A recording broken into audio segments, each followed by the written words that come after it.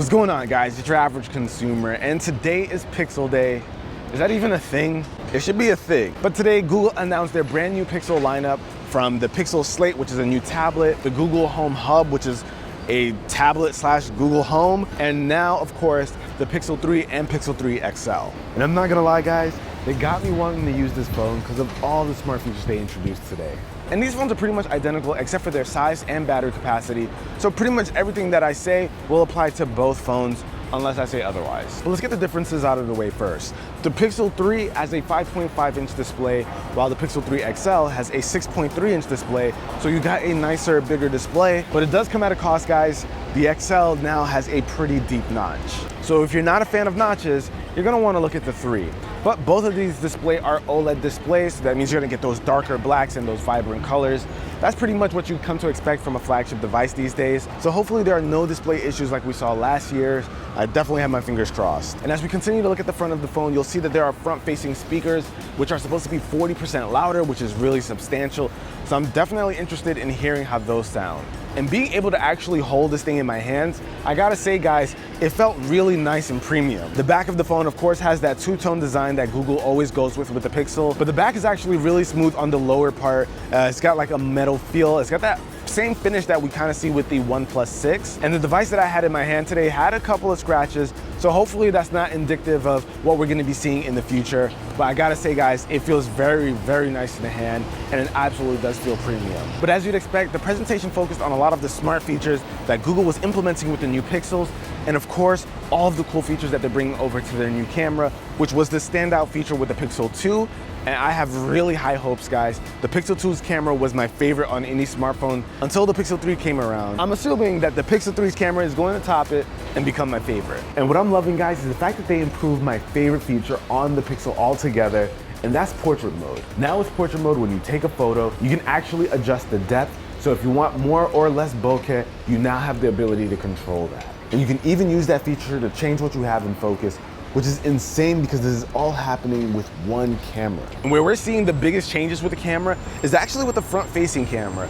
Google has introduced a dual camera system up front, something they didn't even do in the back. But the reason why they're implementing it in the front-facing camera is so that we can now finally take group selfies without problems. So when you jump into the camera app, you will now see a little slider for the front-facing camera so that you can go from a normal view to a wider view so that you can get multiple people in your shot. And Google's really taking advantage of machine learning to pick the right frame when you take a photo. So if you happen to blink or move a little bit and it's blurry, machine learning will detect that that's not the best frame to use and pick the one that has everyone's eyes open, no blurry shots, and you actually get a nice clean photo. And this is a feature that they're calling Top Shot. But hands down, the most mind-blowing feature that I've seen so far is night sight. Google actually showed an example of a pretty underexposed shot at night that turned into an amazing shot. You guys can see the difference here. This is something I absolutely need to test and see how it works in person. That way we're no longer relying on flash when we take photos in really low light conditions. And they even found ways to improve the best voice assistant out right now, Google Assistant,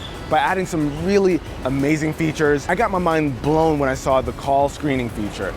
Guys, what I'm telling you, this thing is a game changer. If you happen to get spam calls, it is so awesome because Google Assistant will actually screen your calls. They worked up some magic where the Google Assistant can actually speak to the person calling, so it'll actually have dialogue with the person, and you'll be able to see a transcript while the call is happening, so you know exactly who's calling and what's happening. So if you get those telemarketing calls or those scam calls, the Google Assistant will be able to intercept the call and you'll be able to watch the conversation as it happens. So if it's a scam, you can hang up right away, or if it's someone you actually want to talk to, you can pick it up.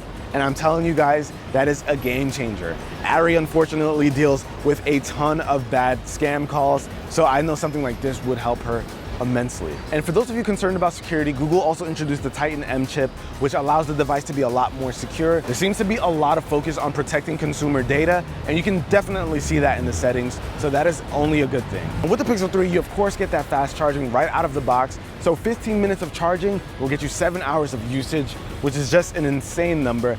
We gotta test it out and make sure that that claim is true, but that is a very exciting promise. We've also finally got wireless charging on the Pixels, and Google actually introduced the Pixel Stand, which adds some more smart features to the phone when you're actually using it.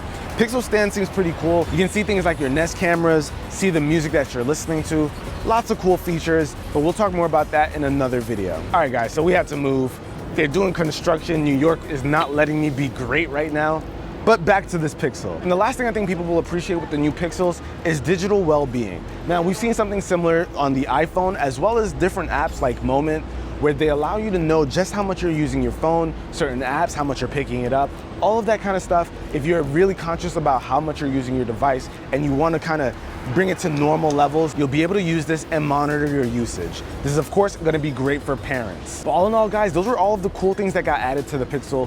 We still got some really cool things to check out, like the Pixel Slate, as well as the Google Home Hub. Those are things I really want to get my hands on, but that's going to be in another video. And for those of you interested in picking up the Pixel, it's officially open for pre-order today, and it's starting at $799, so it is on the higher end. Hopefully you guys enjoyed it. Let me know in the comments down below what you think of the new phones. I know some people aren't too crazy about the look of the 3XL because of that notch, but that about wraps up for this video, guys. Hopefully you enjoyed it. If you did, be the cool guy or girl that gives this video a thumbs up, and I'll catch you guys in the next one. Till then, it's your average consumer. Peace.